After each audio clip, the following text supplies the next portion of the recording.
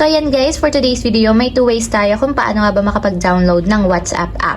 So ang first step natin is para sa mga iOS users, pwede tayong mag-download sa App Stores, and para sa mga Android users naman is pwede naman sa Google Play Store. So open ko lang guys yung aking Google Play Store. And then pagka-open ng ating Google Play Store, mula dito sa pinakang homepage, pumunta lang tayo sa search bar or itap natin yung search. So dito sa search bar naman guys is ang itatype natin ay yung WhatsApp.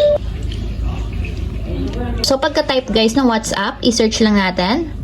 And then ito yung piliin nyo guys, kulay green yung logo ng WhatsApp. So kung makikita nyo naman, meron siyang 4.5 ratings, 49 megabytes yung file size niya, and meron lang naman siyang 5 billion downloads worldwide. So ganun garami yung gumagamit ng WhatsApp messengers since pang international or worldwide ang gumagamit ng WhatsApp.